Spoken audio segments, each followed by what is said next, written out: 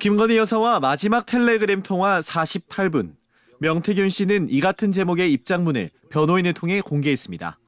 김건희 여사와의 통화 내용을 기억해 변호인에게 작성하게 한 녹취록입니다. 명 씨는 지난해 2월 16일부터 19일까지 자신이 김 여사와 6차례에 걸쳐 통화했다고 밝혔습니다. 명 씨는 당시 김 여사가 김상민 검사가 조국 수사 때 정말 고생 많이 했다. 창원 의창구 국회의원이 되게 도와달라고 말했다고 주장했습니다. 박완수 경남지사에게도 부탁해 놨다고도 했습니다. 김 여사가 거론한 인물은 김상민 전 대전 고검 검사였습니다. 김 여사는 보수 정권 역사 이래 가장 많은 의석을 얻을 거라고 이철규 윤한홍 의원으로부터 들었다고 했습니다. 이에 대해 명 씨는 김 전 검사를 내려꽂으면 가만히 있지 않겠다며 강하게 반대했다고 주장했습니다.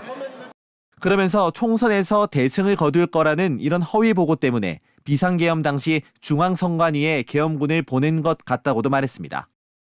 명태균의 입이 곧 증거입니다.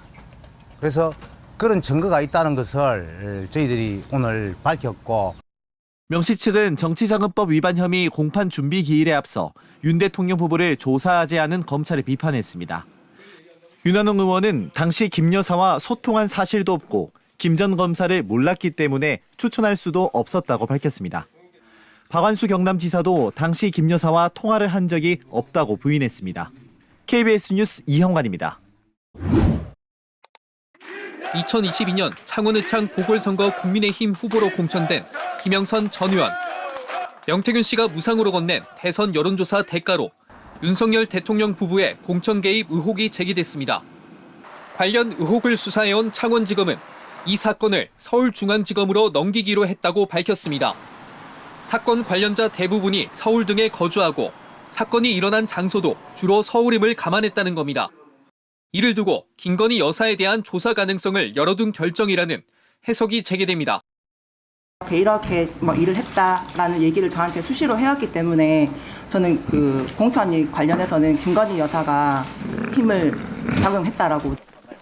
검찰은 이와 함께 김영선 전 의원과 남동생 2명, 회계 책임자 강혜경 씨 등을 추가로 기소했습니다.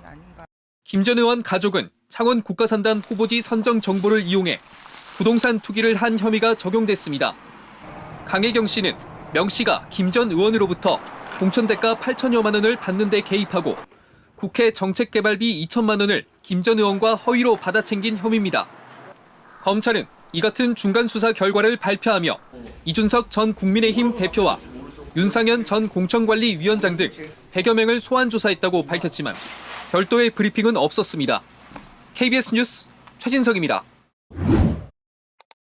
검찰의 명태균 의혹 중간수사 발표에 야당은 실망스럽다며 지금까지 수사가 수박 겉핥기식이었다고 비판했습니다.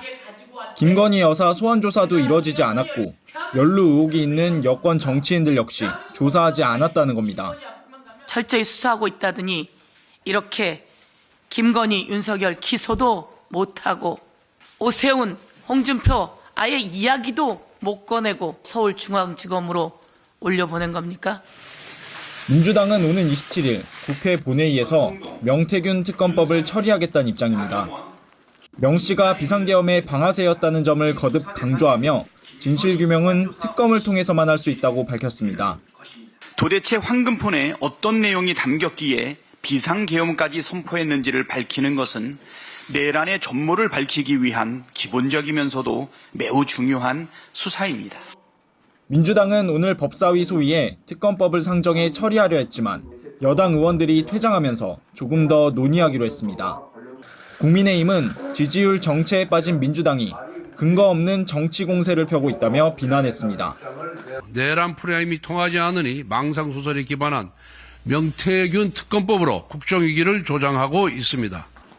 명태균 특검법은 조기 대선이 치러질 경우 국민의힘 발목을 잡겠다는 발상이라면서 특검법이 국회를 통과하면 제2요구권 행사를 건의하겠다고 밝혔습니다. KBS 뉴스 원동입니다.